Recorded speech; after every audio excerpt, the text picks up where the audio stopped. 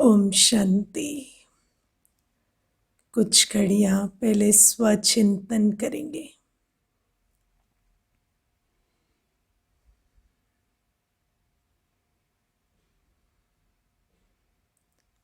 शांत और स्थिर होकर बैठें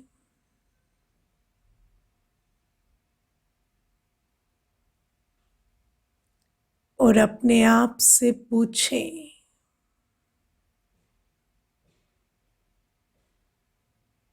क्या मैं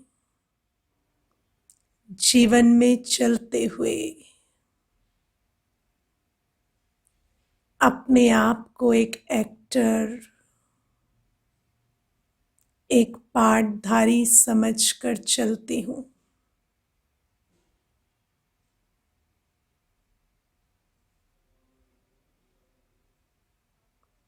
बाबा ने मुझे ज्ञान दिया, ये दुनिया एक स्टेज है। देखें इस संसार को, एक बेहद की स्टेज है ये।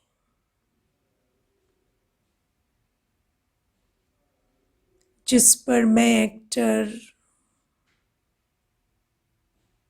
ये शरीर रूपी कॉस्ट्यूम पहनकर रोल प्ले कर रही हूँ।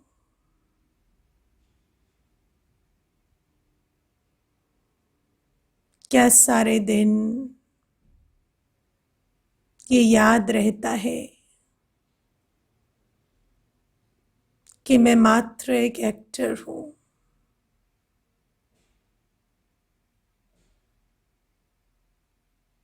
अपने आप से प्रश्न करें।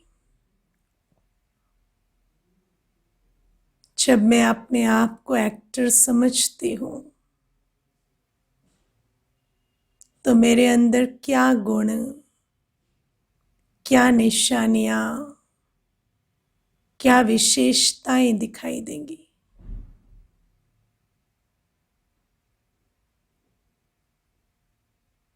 अपने आप को पाठधारी समझने से मेरी वृत्ति, दृष्टि, कृति में क्या अंतर आएगा? कुछ घड़ियां इस प्रश्न पर विचार करें।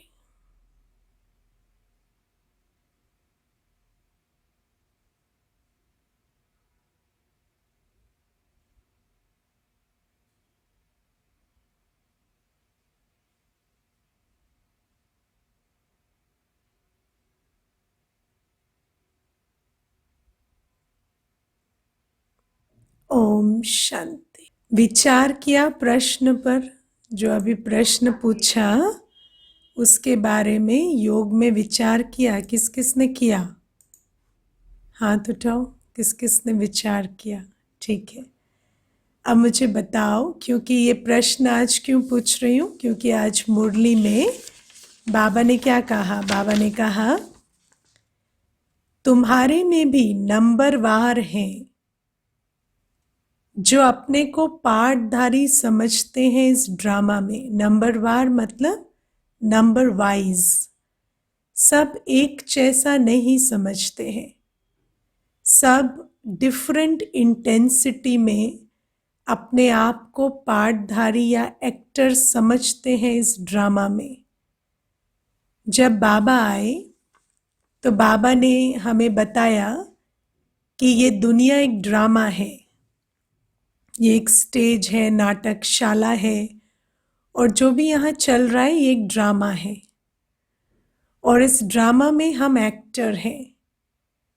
लेकिन बाबा के आने से पहले भी ये बातें हम सुनते आए हैं। शेक्सपियर ने कहा the world is a stage and we are actors. लेकिन जब बाबा आए तो बाबा ने हमें रियली बताया कि yes you are an actor. हालांकि हम सुनते आए थे, क्योंकि कुछ ना कुछ याद तो आत्मा को रहती है ना, तो ये बातें कहीं ना कहीं लिखी पड़ी हुई हैं। लेकिन बाबा ने हमें रियली बताया कि yes this is a stage और तुम आत्मा एक एक्टर हो, ये बॉडी एक कॉस्ट्यूम है और तुम अपना रोल प्ले कर रहे हो। और जैसे किसी भी एक्टर को स्क्रिप्ट पता होनी चाहिए ना, आप बिना स्क्रिप्ट के तो रोल नहीं प्ले कर सकते। तो बाबा ने हमें सारी स्क्रिप्ट सुनाई कि इस ड्रामा में भी 4 हिस्से हैं, है ना, golden age, silver age, copper age, iron age, और कैसे सीन बाय सीन शिफ्ट होता है और कैसे तुम्हारा रोल हर युग में शिफ्ट होता है। तो पूरी स्क्रिप्ट के साथ बाबा ने हमें बताया कि तुम कैसे एक्टर हो और क्या क्या रोल तुमने किस किस युग में प्ले किया। तो इतनी इन्फॉर्मेशन तो हमें नहीं थी, लेकिन ये एक्टर वर्ड पहले भी हम सुनते थे और बाबा ने आकर हमें प्रैक्टिकली बताया हम एक्टर कैसे हैं। अब आज बाबा कहते हैं सब अपने आप को एक्टर समझकर चलते नहीं हैं, है ना। तो जब हम अपने आप को एक्टर समझकर कार्य करेंगे तो हमारे व्यवहार में, हमारे एटीट्यूड में क्या वो निशानियां होंगी, क्या इंडिकेटर्स होंगे जो दिखाई देंगे कि हाँ हम एक्टर कॉन्शियसनेस में हैं। क्या डिफरेंस आएगा हमारी अप्रोच में जब हम अपने आप को एक्टर समझकर चलेंगे। आज मैं ये विचार कर रही थी कि जैसे देखो एक एक्टर होता है तो वो अपनी फिल्म बहुत केयरफुली चूज करता है ना। अगर वो गलत फिल्म चूज कर ले, गलत सीन चूज कर ले, जहाँ पर उसको रोल नहीं प्ले करना चाहिए वहाँ वो प्ले करे, तो कई बार उसकी मार्केट वैल्यू गिर जाती है ना। तो सबसे पहले एज एन एक्टर मुझे पता होना चाहिए कहाँ मुझे प्ले करना है, कहाँ नहीं प्ले करना है। हर स्टेज मेरे रोल प्ले करने के लिए नहीं है।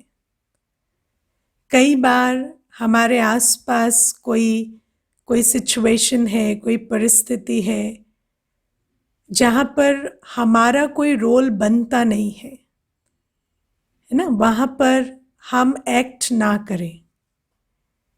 ये भी सबसे बड़ी समझ है, क्योंकि एक्टर को कहाँ बोलना है, कहाँ चुप रहना है, कितना बोलना है, कैसे बोलना है, ये बहुत इम्पोर्टेंट होता है। यदि हम वहाँ पर डायलॉग बोलने लगे जहाँ हमारे बोलने की ज़रूरत नहीं है तो हम अच्छे एक्टर नहीं कहे जाएंगे, है ना। तो पहले हमें ये समझना होता है कि फिर कि कहाँ हमारा सीन है प्ले करने की, कहाँ प्ले करने की सीन नहीं है। मैं आज ये भी विचार कर रही थी कि एक एक्टर ये भी तय करता है मैं किस तरह से जाना चाहता हूँ, right? Do I want to be the villain? Do I want to be known as the hero? Do I want to be known as the side actor or supporting actor? तो हमें ये सेंस होनी चाहिए कि हम किस प्रकार के एक्टर हैं या हम किस प्रकार की अपनी छवि चाहते हैं, हम कैसा बनना चाहते हैं, कैसा होना चाहते हैं। क्योंकि हम एक एक जो डायलॉग बोलते हैं, एक एक कर्म करते हैं, वो हमारी इस सृष्टि रंगमंच पर हमारी छवि डिसाइड करता है। हम किस तरह से जाने जाएंगे या किस तरह से हमारा मान होगा या सम्मान होगा या नहीं होगा, एज एन एक्टर वो उस पर तय होता है। तो इसीलिए हमें पहले ये भी समझना है आप किस तरह से जाना चाहते हैं, है ना। डू यू, जैसे कई लोग तय करते हैं कि मैं चाहता हूँ कि I want to be known as rich, है ना, तो वो पैसे के लिए सब कुछ करते, पैसे के पीछे उनकी सारी एक्ट का फोकस मनी होता है। तो पहले हमें अपना लक्ष्य तय करना है कि मैं किस प्रकार की एक्टर हूँ या मुझे किस तरह की इमेज चाहिए या मुझे इस सृष्टि रंगमंच पर मैं कौन हूँ या क्या बनना चाहती हूँ। तो क्या बनना चाहते हैं आप? ये बहुत बड़ा प्रश्न है ना, क्योंकि हम बनते वही हैं जो हम बनना चाहते हैं। कई बार हम खुद नहीं जानते कि हम क्या बनना चाहते हैं, लेकिन अगर आप अपने कर्मों को ध्यान से देखेंगे तो आप वही बन रहे हैं जो आप बनना चाहते हैं। तो इसलिए हमें ये देखना होता है कि हमारा लक्ष्य क्या है। अब बाबा ने तो हमें लक्ष्य दिया कि तुम देवी देवता बनो, या तुम्हारा जो एक्ट है वो देवताई होना चाहिए, या तुम दुनिया में पूजे जाओगे, या तुम्हारा सिमरन होगा, गायन होगा, पूजन होगा। ये बातें हमें बाबा ने बताई। लेकिन मैं अपने आप को पूछूं कि क्या मेरा लक्ष्य यही है? क्या मैं वो देवी देवता बनने का लक्ष्य रखती हूँ, या मैं इस रूप से जाने जाना चाहती हूँ? क्योंकि दुनिया में बहुत सारे प्रकार के एक्टर्स हैं। So do I want to be known as the deity character in this world drama? है ना? तो मुझे अपने आप को ये प्रश्न बहुत अच्छे से पूछना है, क्योंकि जैसा लक्ष्य है वैसा ही लक्षण होगा। और अगर हमारा लक्ष्य ही क्लियर नहीं है कि हम किस प्रकार के एक्टर हैं या कौन सा रोल हम प्ले करना चाहते हैं, तो लक्षण भी हमारे अंदर नहीं आएंगे। तो बाबा ने हमें टारगेट दिया कि तुम, या पहचान दी कि तुम तो डेटी एक्टर्स हो। इस दुनिया में बहुत सारे रोल प्ले करने वाली आत्माएं हैं, लेकिन तुम्हारा रोल है कि तुम देवता का कैरेक्टर प्ले करोगे। लेकिन हम अपने आप को पूछें कि क्या मेरा रोल, मेरा लक्ष्य वही है? और जब वो लक्ष्य बनेगा तो वो लक्षण भी आएंगे। तीसरी बात है, एक अच्छा एक्टर कभी भी अपने को एक्टर्स की परफॉर्मेंस से डिस्टर्ब नहीं होगा।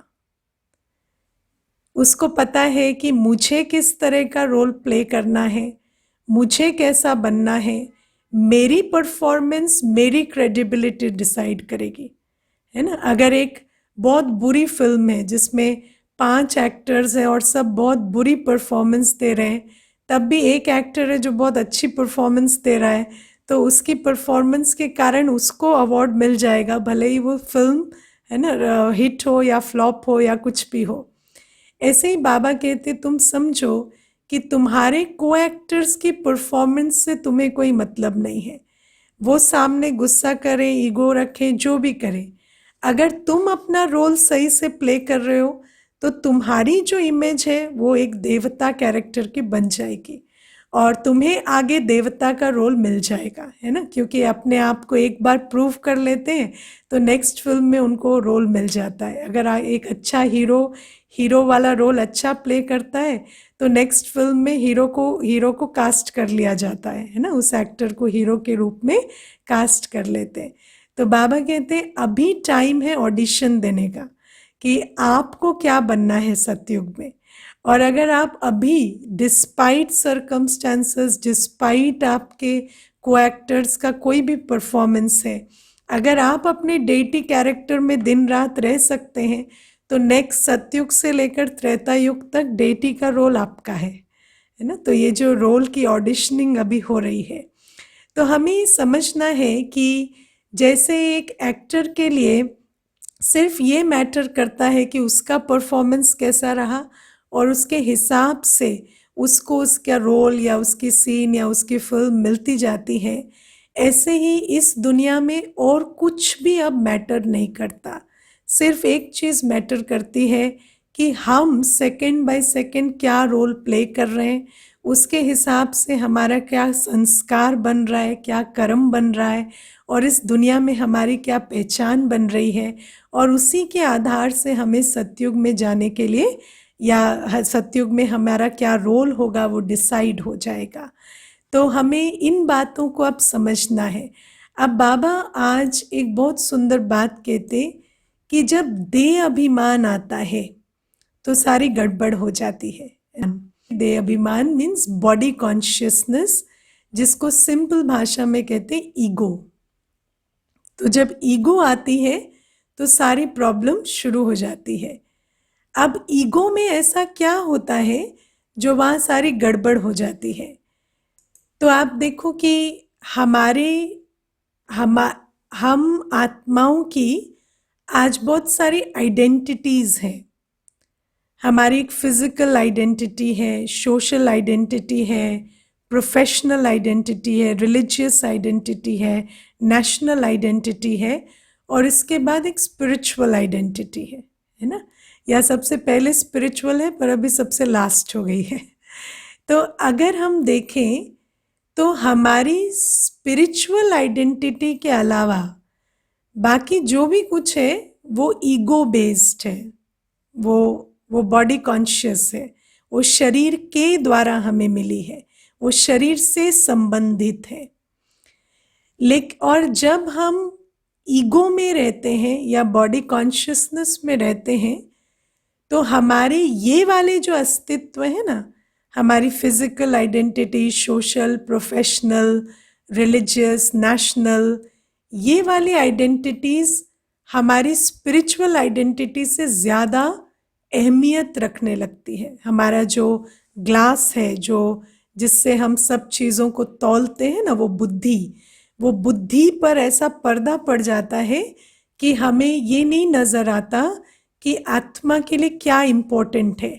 हमें वो जो बाकी चीज़ें हैं, जो बाहर की चीज़ें हैं, वो इम्पोर्टेंस में आगे चली जाती हैं, वैल्यू में आगे चली जाती हैं। जैसे कभी कभी आप अगर चश्मा चेंज करो, जैसे कभी कभी वो लगते थे ना सर्कस, तो पहले हम जाते थे तो वहाँ कई तरह के मिरर्स होते थे एक कमरे में, तो कोई कॉनकेव, कोई कॉन्वेक्स, कोई किसी तरह का, और जब हम उस मिरर में देखते थे तो सब चीज़ें अलग अलग स्वरूप में डिस्टॉर्टेड थोड़ी नज़र आती थी।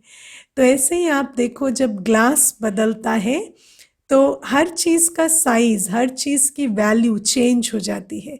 तो ऐसे ही जब हमारी आँखों पर बॉडी कॉन्शियसनेस का या ईगो का या देह अभिमान का पर्दा पड़ जाता है तो हमारे लिए बाहर की बातें, हमारी फिजिकल आइडेंटिटी, सोशल आइडेंटिटी, हमारी प्रोफेशनल आइडेंटिटी, हमारी रिलीजियस या नेशनल आइडेंटिटी, ये बहुत इम्पोर्टेंट हो जाती हैं। और जो हमारा आत्मिक अस्तित्व है या आत्मा के लिए जो इम्पोर्टेंट है वो पीछे चला जाता है, हमें वो दिखाई नहीं देता कि क्या इम्पोर्टेंट है। अब मान लो एक छोटी सी बात है कि कोई आपको कहता है कि आपका धर्म खराब है ना, या कहता है कि हिंदुइज्म में ये प्रॉब्लम है या इस्लाम में ये प्रॉब्लम है, या जो भी धर्म आप प्रैक्टिस करते हैं वो कहता है इसमें ये प्रॉब्लम है, तो हम उस धर्म की रक्षा करने उतर पड़ते हैं, है ना, और हम वहाँ पर झगड़ते हैं, लड़ते हैं, आर्ग्यू करते हैं और फाइनली प्रूव करते हैं कि नहीं, हमारा धर्म बहुत ऊंचा है। लेकिन उस सारी चीज़ करने में हमारा जो स्वधर्म है, जो हमारी स्पिरिचुअल आइडेंटिटी है, पीस, उसको हमने छोड़ दिया। वो शांति, खुशी, वो छूट गई, और वो जो धर्म था एक्सटर्नल, उसके लिए हम लड़े और उसकी मान्यता को एस्टैब्लिश करने के लिए हमने अपनी अंदर की शांति, अपनी अंदर की प्योरिटी, अंदर की खुशी को छोड़ दिया, है ना। तो ये जो ईगो का फिल्टर है ये ऐसे काम करता है। तो बाबा हमें कहते हैं कि मान लो किसी ने कहा कि आपका धर्म नीचा है या आपका धर्म बुरा है, तो आप उनको समझाएं, उनके साथ एक कॉन्वर्सेशन करें, लेकिन याद रखें कि वो कॉन्वर्सेशन इतनी इम्पोर्टेंट नहीं है जितनी ये इम्पोर्टेंट है कि वो कॉन्वर्सेशन करते हुए आप अपनी शांति में, प्योरिटी में और पीस, खुशी में रहें। क्योंकि अगर ये खो गया तो बाकी वहाँ पर कुछ पाकर या जीत कर कोई लाभ नहीं है। तो जब ईगो आती है तो हम ये भूल जाते हैं कि हम वास्तव में कौन हैं और क्या बात एक्चुअली इम्पोर्टेंट है। जैसे आप देखो, कई बार कोई व्यक्ति है जिनका हमसे बहुत प्यार भी है, हमारा भी उनसे बहुत बहुत अच्छा संबंध है, लेकिन अगर वो कोई उल्टी बात कह देते हैं तो हम उस संबंध को भी छोड़ देते हैं, अपनी प्यार की शक्ति को भी छोड़ देते हैं, अपनी शांति को भी छोड़ देते हैं, और सिर्फ किस चीज़ के पीछे चले जाते हैं, उस आर्ग्यूमेंट को जीतनी है या ये बताना है कि नहीं, आप जो कह रहे हैं वो रॉन्ग है और मैं राइट हूँ। तो बाबा इसीलिए हमें कहते हैं कि जब देह अभिमान आता है, जब बॉडी कॉन्शियसनेस होती है तो टक्कर होती है। आज बाबा ने कहा ना, सारी टक्कर कहाँ आती है, जब हम भूल जाते हैं कि क्या मैटर करता है और क्या मैटर नहीं करता। और सच बात यह है कि हम सिर्फ एक एक्टर हैं। हमारे लिए हमारी परफॉर्मेंस जिसके आधार से हमारा कर्म और हमारा संस्कार बनता है, उसके अलावा कुछ भी मैटर नहीं करता। आज अगर मैं आपको कहूँ कि आप एक लिस्ट बनाओ और जितनी भी आर्ग्यूमेंट्स आपने आज तक जीती हैं उसको उस लिस्ट में लिखो तो आपको याद है कितनी बैटल्स आपने जीती, कितनी आर्ग्यूमेंट्स जीती, कितने लोगों को आपने ये बताया कि आपका सम्मान करना ज़रूरी है। वो सारी बातें कहाँ हैं आपको आज याद भी नहीं होगा, लेकिन जो आपने वो सब कुछ करते हुए बनाया, आपका अपना संस्कार और आपका कर्म, वो आज भी आपके साथ चल रहा है। और उस कर्म अनुसार आपको फेवरेबल या अनफेवरेबल सर्कमस्टांसेस और लोग मिल रहे हैं। उस कर्म अनुसार आपके शरीर की अवस्था है ना, या तो बहुत अच्छी है या बुरी है। मैं अभी पीछे किसी एक भाई से बात कर रही थी, उन्होंने मुझे एक बात कही, बोले दीदी मैं अपनी जीवन में इस बात को फील करता हूँ कि मैंने जितना गुस्सा किया है, जितनी ईगो रखी है या जितना भी बुरा कर्म किया है, उसके कारण मेरी बॉडी का संतुलन खराब हो चुका है। और आज मैं जब बैठता हूँ तो मैं अपनी बॉडी में वो ब्लड प्रेशर या वो एंजाइटी की फीलिंग को फील कर पाता हूँ 24/7। और मैं जानता हूँ कि मैं कुछ सालों पहले तक ऐसा फील नहीं करता था। तो ये जो सारा कुछ है, I can feel every second in my body what I have done in my life. तो आप सोचो कि जो कर्म हम करते हैं वो हमें हमारे शरीर में केमिकल्स, हॉर्मोन्स का बैलेंस बनकर हमारे साथ चलते हैं। जब हम स्ट्रेस्ड होते हैं या फियर में होते हैं, और फियर क्यों होता है, फियर कब होता है मनुष्य को, या स्ट्रेस कब होता है, जब या तो वो शक्तिशाली अवस्था में नहीं होता या वो कोई विकर्म करता है। जब भी आप अपने कॉन्शियंस के अगेंस्ट जाते हैं, आपकी बॉडी नॉर्मल नहीं होगी। अगर आपके अंदर का विवेक कह रहा है क्रोध मत करो और आप क्रोध कर रहे हैं, तो उसका बॉडी पर असर आ रहा है। आत्मा शांत स्वरूप है, प्रेम स्वरूप है, सुख स्वरूप है, सत्यता, पवित्रता आत्मा का गुण है। यदि हम इसके विपरीत कोई भी कर्म करते हैं तो हमारा जो कॉन्शियंस है वो अंदर बाइट करता है। वो कॉन्शियंस, वो विवेक हमें कहता है कि ये बात गलत हुई, और उसका असर हमारे शरीर पर, हमारे मन पर, हमारे व्यवहार पर, हमारे संस्कार पर, सब पर आता है। और फिर हम उसी जो अंदर की आत्मिक ऊर्जा जो घट जाती है उसको कॉम्पेंसेट करने के लिए और 10 विकर्म करते हैं, क्योंकि हमें और धन चाहिए, और पोजीशन चाहिए, और मान चाहिए, क्योंकि वो जो अंदर आत्मिक स्थिति नीचे चली गई है उसको कॉम्पेंसेट कैसे करें। तो आपको जैसे एक टांग टूट गई तो एक बैसाखी चाहिए, दोनों टांग टूट गई तो 2 बैसाखियाँ चाहिए ना। तो ऐसे करके धीरे धीरे हम एक एक बैसाखी का सहारा लेते जाते हैं। और ये जो मकान, दुकान, पोस्ट, पोजीशन, मान, सम्मान, ये सब कुछ क्या क्या है, एक एक बैसाखी की तरह आज हमारे साथ चल रहे हैं। इसीलिए मनुष्य की एक भी कोई जो सपोर्ट है वो हिलता है तो उसको ऐसा लगता है जैसे मैं क्रिपल हो गया हूँ, मैं अभी चल नहीं पाऊँगा, नौकरी नहीं है तो चल नहीं पाऊँगा, किसी ने नमस्ते नहीं किया तो दिन भर शांत नहीं रह पाऊँगा। क्यों? क्योंकि उन बैसाखियों के सहारे चल रहे हैं। तो बाबा हमें कहते हैं ये जो हम विकर्म करते जाते हैं, गलत कर्म जो हमारे कॉन्शियस के विरुद्ध है, वो हम कब करते हैं? जब हम देह अभिमान में आते हैं, बॉडी कॉन्शियसनेस में आते हैं। और बाबा कहते हैं फिर एक विकर्म को छुपाने के लिए क्या करते, दूसरा विकर्म, दूसरे विकर्म को छुपाने के लिए तीसरा विकर्म। जैसे मान लो कि मैंने आपको कोई गलत इन्फॉर्मेशन दे दी है ना, क्योंकि मैं अनप्रिपेयर्ड हूँ। अब आप मुझे कहेंगे दीदी ये वाला डेटा तो रॉन्ग है, तो मैं कहूँगी नहीं नहीं ये बिल्कुल राइट है, इसको मैंने चेक किया है। तो मैंने क्या किया, एक विकर्म को छुपाने के लिए, एक कमी को छुपाने के लिए दूसरी कमी, क्योंकि झूठ बोलना पड़ेगा क्योंकि इतनी तो हिम्मत नहीं है ना, अनप्रिपेयर्ड आए हैं बोलकर और सॉरी बोल दें, तो वो हिम्मत नहीं होगी, तो दूसरा विकर्म करेंगे, फिर दूसरे विकर्म को छुपाने के लिए तीसरा, फिर सर्च करेंगे कि इस बात को कैसे सिद्ध करें कि मेरा मेरा ये जो इन्फॉर्मेशन थी ये राइट थी। तो इस प्रकार से करते करते हम एक चक्रव्यूह में फंसते जाते हैं, जिसको बाबा आज ग्रहचारी कह रहे हैं। और ये जो ग्रहचारी है, फिर ये जो ग्रहचारी बैठ जाती है, इसको फिर तोड़ने के लिए अल्टीमेटली वही करना पड़ता है कि आप अपने कॉन्शियंस की सुने, है ना, अपने गुणों और शक्तियों के आधार से कर्म करें, और फिर उस सारी ग्रहचारी को तोड़ना होता है। लेकिन वो ग्रहचारी तोड़ने की हिम्मत नहीं आती, और फिर धीरे धीरे हम उसमें फंसते चले जाते हैं।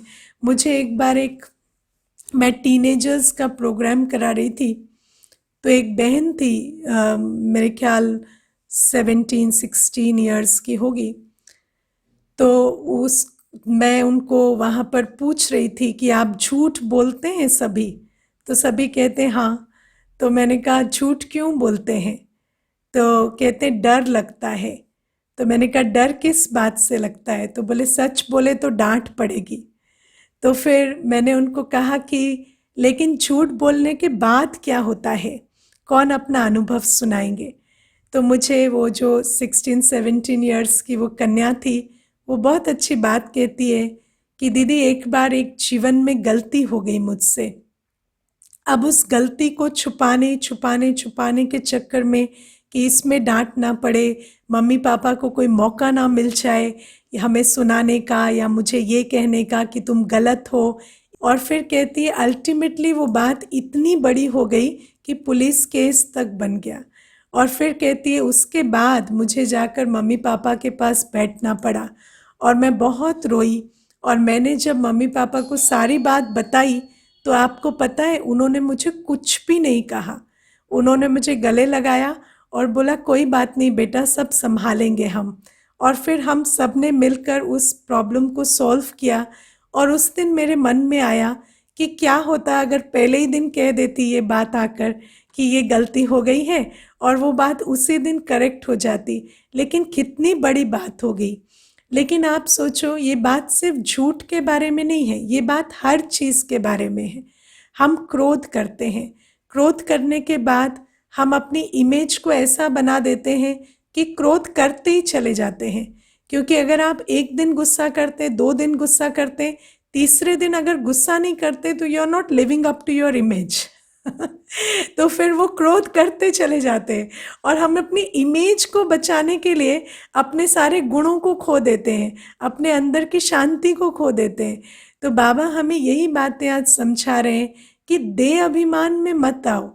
कुछ मैटर नहीं करता कौन आपको क्या समझते हैं, कौन मान देते हैं, सम्मान देते हैं, इस ईगो के चक्कर में नहीं आओ। और जो बात आपको ठीक लगती है, जैसे बाबा ने हमें कहा शांति, प्रेम, सत्यता, सुख का मार्ग चुनो। क्योंकि बाबा कहते हैं अल्टीमेटली तुम ये जो अपने गुणों के आधार से कर्म करोगे, वो गुण तुम्हारे संस्कार बनेंगे, और तुम जिस तरह के संस्कार बनाओगे उस तरह का तुम्हें सतयुग में पद मिलेगा। इसीलिए इन बातों को बाबा हमें रोज रोज समझा रहे हैं कि समझो कि एक्टर हूँ मैं, और अल्टीमेटली मुझे कहाँ चले जाना है, मुझे चले जाना है एक नई फिल्म में, है ना। और ये वाली जो फिल्म है इसको छोड़ कर जाना है, और यहाँ के कैरेक्टर्स, यहाँ की सेटिंग यहाँ की रहेगी, और मुझे प्रोसीड कर जाना है सतयुग में।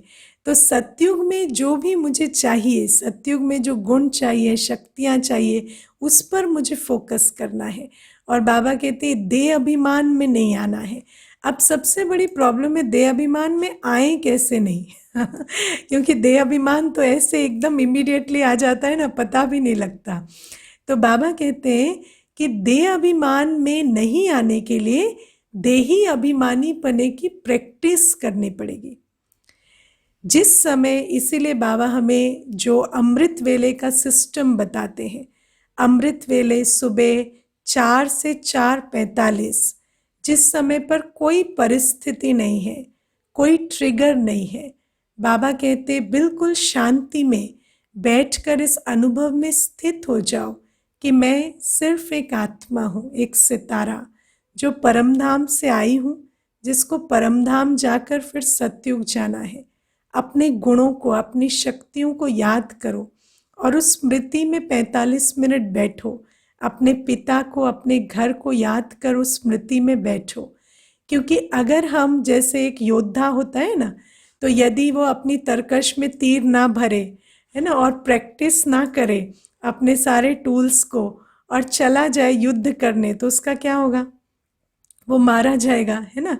तो सुबह से युद्ध स्थल शुरू हो जाता है। सुबह से जो ट्रिगर्स है या परिस्थितियां हैं वो आना शुरू हो जाती है। तो सवेरे सवेरे, माना सवेरे से भी पहले, बाबा कहते हैं 4 से 5 बजे तक अपनी तैयारी कर लो।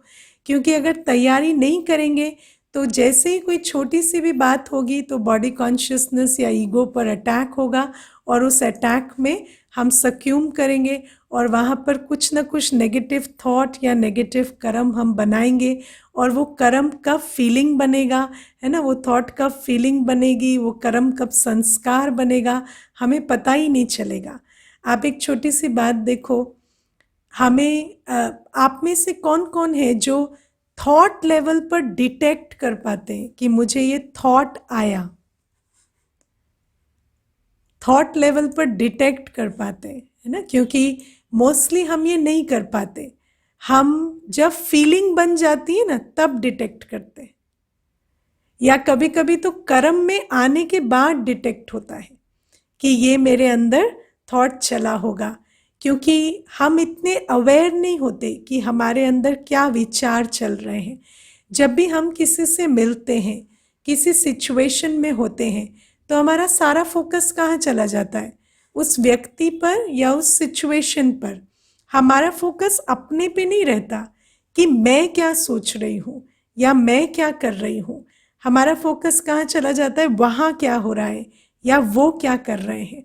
और वो जो कर रहे हैं उसके करस्पॉन्डिंग हम अंदर अंदर रिएक्ट करते जाते हैं और हमें डिटेक्ट ही नहीं होता कि हमारे अंदर क्या चल रहा है। इसीलिए बाबा कहते सबसे पहली बात है कि ये मत देखो कि दूसरा क्या कर रहा है, दिन भर ये चेक करो कि मेरे अंदर क्या चल रहा है। क्योंकि आप एक एक्टर हैं, आपको दूसरे से कोई मतलब नहीं है कि वो किस तरह की परफॉर्मेंस दे रहे हैं, किस तरह का कर्म कर रहे हैं। उनका कर्म उनके साथ, उनका कर्म उनका भाग्य बनाएगा। मुझे ये देखना है हर घड़ी कि मेरे अंदर क्या संकल्प चल रहे हैं, मेरे अंदर किस क्वालिटी ऑफ थॉट्स चल रहे हैं। मान लो मैं एक क्लास करा रही हूँ, कोई भी नहीं सुन रहा, मान लो, है ना, कोई भी नहीं सुन रहा, लेकिन मुझे उससे क्या लेना देना है? अगर 50 लोग सुनेंगे तो मेरी क्लास सक्सेसफुल नहीं होगी। मेरी क्लास सक्सेसफुल होगी यदि मैं उसको राइट एनर्जी में कंडक्ट करूँगी। ये बहुत बड़ा एक फ़र्क है। दुनिया में हम समझते हैं कि रिजल्ट से एक्शन की क्रेडिबिलिटी है, लेकिन बाबा कहते रिजल्ट से तुम्हें कोई मतलब नहीं है। रिजल्ट ड्रामा अनुसार मिलेगा, जो होना होगा वो होगा, लेकिन तुम्हारे एक्शन की क्रेडिबिलिटी तुम्हारी स्टेट ऑफ माइंड से है। तुम किस अवस्था में हो वो डिटरमिन करता है कि तुम्हारा एक्शन किस क्वालिटी का है, और जो तुम करोगे वो तुम्हारा संस्कार और तुम्हारा कर्म बनेगा। लेकिन क्या हम इन दो बातों को सेपरेट कर पाते हैं? क्या हम अपने परफॉर्मेंस को रिसीवर से सेपरेट करके देख पाते हैं? क्या आपको लगता है कि आप खाना बनाए तो वो सफल तब होगा जब सामने वाले को पसंद आया, या तब सफल होगा जब आपने बाबा की याद में भोजन बनाया? कौन सा पैरामीटर है ना? फर्स्ट वाला है, सेकंड वाला है? भोजन बनाना मेरा सफल तब होगा जब मैंने बाबा की याद में भोजन बनाया। सामने वाले को पसंद आया या नहीं आया वो सेकेंडरी बात है। सेकेंडरी बात में पहले नहीं जाना है। मैंने अगर राइट एनर्जी में बाबा की याद में भोजन बनाया तो मेरा भोजन बनाना सफल हो गया, और बाबा कहते उसके तुम्हें मार्क्स जरूर मिलेंगे। लेकिन यदि मैंने भोजन बनाया और एंटिसिपेशन में बैठी रही कि सामने वाला तारीफें करेगा, और फिर जब उसने नहीं की तो मैं डिसअपॉइंट हो गई, तो मेरी वो सारी एक्सरसाइज फ्यूटाइल हो गई, उसका कोई लाभ नहीं हुआ।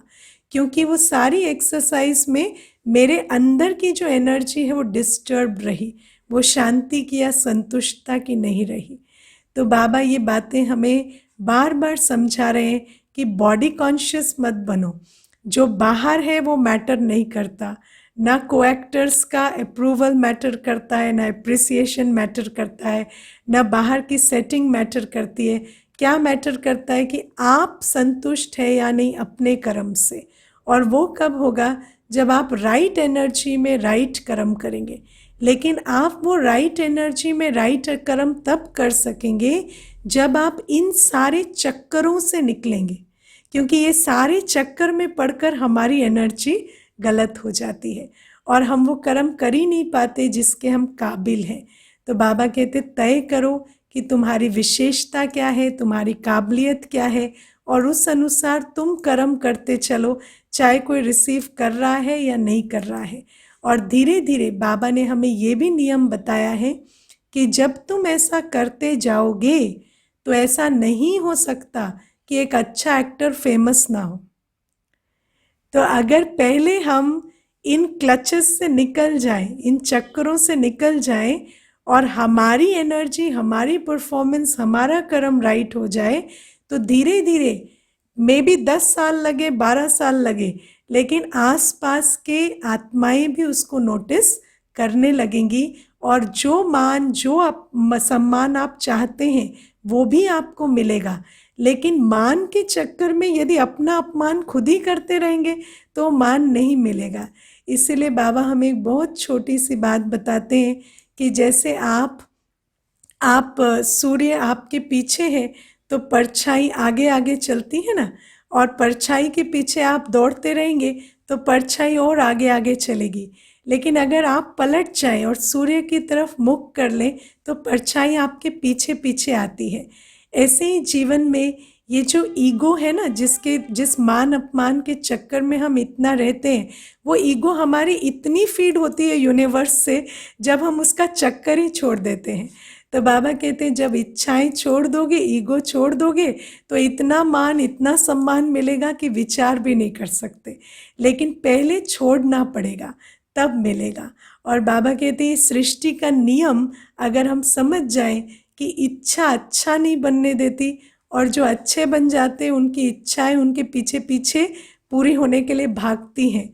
तो इन नियमों को यदि हम समझ जाएं तो हमें समझ आएगा कि मुझे सिर्फ अपनी एनर्जी, अपने एक्ट पर फोकस करना है, और बाहर की एक्सटर्नल चीज़ें जिनमें हमें ईगो फंसा देती हैं उसमें नहीं फंसना है, बचकर चलना है। क्योंकि एक ईगो का अटैक एक तक सीमित नहीं रहता, फिर वो बढ़ते बढ़ते बढ़ते ग्रहचारी बन जाता है, और उस ग्रहचारी से छूटना बहुत मेहनत का काम हो जाता है। ओके, ओम शांति।